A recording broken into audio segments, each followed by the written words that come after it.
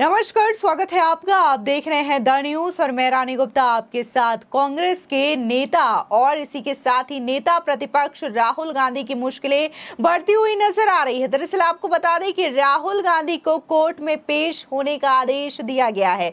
दरअसल कांग्रेस के पूर्व अध्यक्ष और लोकसभा में नेता प्रतिपक्ष राहुल गांधी 26 जुलाई को सुबह 10 बजे उत्तर प्रदेश के सुल्तानपुर के एमपी एमएलए कोर्ट में पेश हो सकते हैं।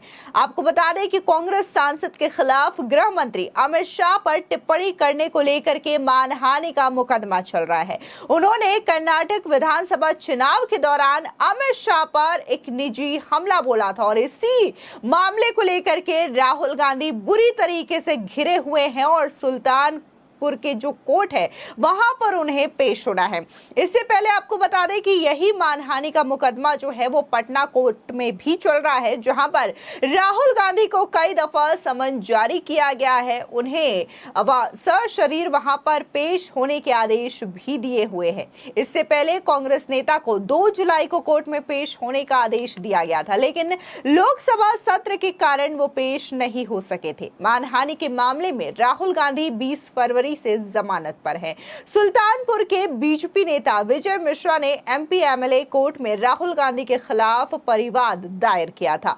कांग्रेस नेता राहुल गांधी के खिलाफ 2018 में अमित शाह पर टिप्पणी करने के आरोप में मानहानि का मुकदमा दर्ज किया गया था। इसी साल 20 फरवरी को वो सुल्तानपुर की एमपी एमएलए कोर्ट में पेश हुए थे, जिसके बाद कांग्रेस सांसद को 25-25 हजार के 2 बॉन्ड पर जमानत मिल गई थी। सूत्रों के मुताबिक इस मामले में राहुल गांधी 26 जुलाई को व्यक्तिगत रूप से कोर्ट में पेश हो सकते हैं। दरअसल बीजेपी नेता ने राहुल गांधी के खिलाफ 4 अगस्त 2018 को मानहानि का मुकदमा दर्ज कराया था। इसमें रायबरेली से कांग्रेस सांसद पर 8 मई 2018 को कर्नाटका विधानसभा चुनाव के दौरान बेंगलुरु में एक बैठक में विवादित टिप्पणी करने का आरोप लगाया गया था। राहुल पर तत्कालीन बीजेपी अध्यक्ष और वर्तमान गृह मंत्री को हत्यारा कहने का आरोप है। दरअसल राहुल गांधी ने कहा था कि भारतीय जनता पार्टी में हत्या का आरोपी भी राष्ट्रीय अध्यक्ष बन सकता है, लेकिन कांग्रेस में ऐसा नहीं हो सकता।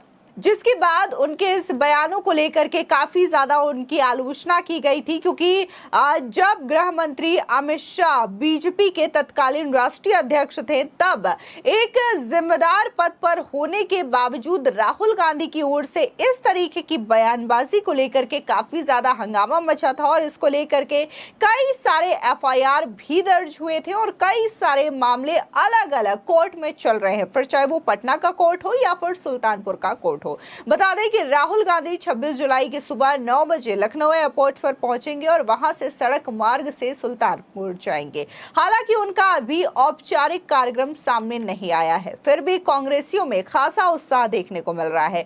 जिले के कांग्रेसी उनका स्वागत करने की तैयारी में जुटे हुए हैं। रास्ते में अमेठी, अयोध्या, रायबरेली, जौनपुर, सुल्तानपुर, प्रतापगढ़, प्रयागराज और लखनऊ जिले के कार्यकर्ताओं को भी बुलाया जा रहा है। कांग्रेस नेता अशोक सिंह ने बताया कि राहुल गांधी का जगह जगह स्वागत कार्यक्रम भी बनाया जा रहा है। खैर, देखना होगा कि जिस तरीके से सुल्तानपुर में ये मामला जो चल रहा है उसको लेकर के कोर्ट अगला आदेश क्या देती है, जब राहुल गांधी 26 तारीख को वहां पर पेश होंगे। लेकिन वहीं दूसरी ओर केंद्रीय गृह मंत्री अमित शाह का एक बयान भी काफी ज्यादा चर्चा का विषय बना हुआ है। दरअसल आपको बता दें कि पिछले दिनों अमित शाह जो है वो महाराष्ट्र गए थे और यहाँ पर उन्होंने एक जनसभा के दौरान उद्धव ठाकरे, कांग्रेस नेता राहुल गांधी और एनसीपी के प्रमुख शरद पवार पर जमकर निशाना साधा। इस दौरान उन्होंने कहा कि देश की सुरक्षा को ये औरंगजेब फैन क्लब सुनिश्चित नहीं कर सकते। औरंगजेब फैन क्लब अघाड़ी वाले हैं और उनके नेता हैं उद्धव ठाकरे। सुनिए अमित शाह का ये बयान। देश की सुरक्षा को औरंगजेब फैन क्लब सुनिश्चित नहीं कर सकती। श्रीमान उद्धव ठाकरे औरंगजेब फैन क्लब के नेता बने। पीएफआई को सपोर्ट करने वालों की गोदी में उद्धव ठाकरे आप बैठे हो और संभाजी नगर का विरोध करने वाले की गोदी में उद्धव ठाकरे आप बैठे हो। आपको शर्म आनी चाहिए। भारतीय जनता पार्टी की नरेंद्र मोदी सरकार ने देश की सुरक्षा को सुनिश्चित किया है।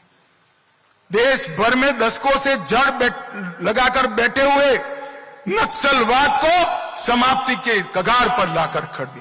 आज मैं आपको कहकर जाता हूं, अब महाराष्ट्र की जनता को बता सकते हैं 2 साल के अंदर ये देश नक्सलवाद से मुक्त हो जाएगा, इसमें किसी को शंका रखने की जरूरत। और भाइयों और बहनों, नरेंद्र मोदी जी ने तुष्टीकरण की जगह सबको न्याय का सूत्र अपनाते हुए देश की सुरक्षा को सुनिश्चित किया है।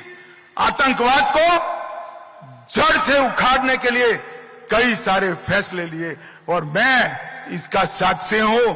मैं आपको आपके जैसे कार्यकर्ता के नाते बताता बढ़ूं, देश की सुरक्षा को औरंगजेब फैन क्लब सुनिश्चित नहीं कर सकती Bharatiya Janata party. Aurangzeb fan club कौन है? जरा जोर से बोलो, औरंगजेब फैन क्लब कौन है? ठीक है, अघाड़ी वाले हैं।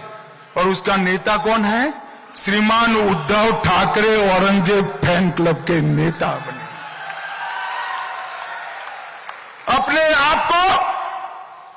अपने आप को बाला साहब का वारिस कहने वाले उद्धव जी कसाब को बिरयानी खिलाने वाले लोगों के साथ बैठे हैं। उद्धव जी याकूब को छोड़ने की गुहार लगाने वाले के साथ आप बैठे हो। जाकिर नाइक को मैसेंजर ऑफ पीस बनाने वालों की गोदी में उद्धव जी आप बैठे हो। पीएफआई को सपोर्ट करने वालों की गोदी में उद्धव ठाकरे आप बैठे हो और संभाजी नगर का विरोध करने वाले की गोदी में उद्धव ठाकरे आप बैठे हो। आपको शर्म आनी चाहिए। मुझे बताओ भाइयों बहनों, ये औरंगजेब फैन क्लब महाराष्ट्र और देश को सुरक्षित कर सकती है क्या? जोर से बोलो, कर सकती है क्या? देश को सुरक्षा केवल और केवल भारतीय जनता पार्टी दे सकती है। महाराष्ट्र को सुरक्षा केवल और केवल भारतीय जनता पार्टी दे सकती है।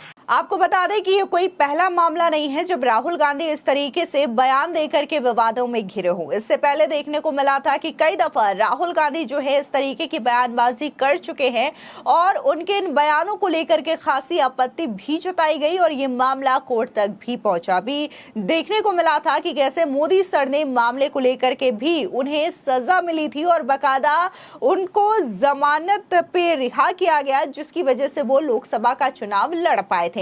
वही ये जो मोदी सरनेम का मामला है, ये सिर्फ गुजरात ही नहीं बल्कि ये मामला एक पटना में भी चल रहा है, जहां पर राहुल गांधी ने मोदी सरनेम और मोदी समाज को लेकर के आपत्तिजनक टिप्पणी की थी और इस मामले में मोदी समाज ने अपनी आक्रोश जाहिर किया था और राहुल गांधी के खिलाफ एक्शन भी लिया था। इसी के साथ ही बात करें तो राहुल गांधी जो है वो राफेल डील मामले को लेकर के भी लगातार सुर्खियों में छाए रहे, जब उन्होंने आदेश के प्रधानमंत्री को चोर तक करार दे दिया था। हालांकि बाद में जब राफेल डील को लेकर के वो कोई सबूत पेश नहीं कर पाए भ्रष्टाचार मामले को लेकर के, तब उन्होंने कोर्ट के सामने माफी भी मांगी थी। इसके अलावा अभी हाल ही में जब संसद सत्र शुरू हुआ था तब भी राहुल गांधी ने कई सारे ऐसे बयान दिए जिसकी लोगों ने खासी आलोचना की। इसमें सबसे ज्यादा जो मेन टिप्पणी राहुल गांधी की ओर से की गई वो ये कि हिंदू हिंसक होते हैं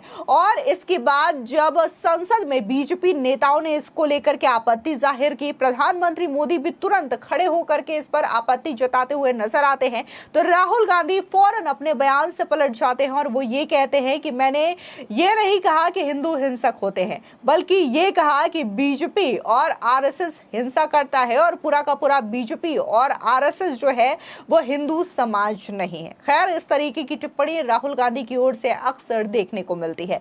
फिलहाल इस पूरे मामले को लेकर के आपकी क्या राय है, हमारे कमेंट सेक्शन में जरूर बताएं। धन्यवाद।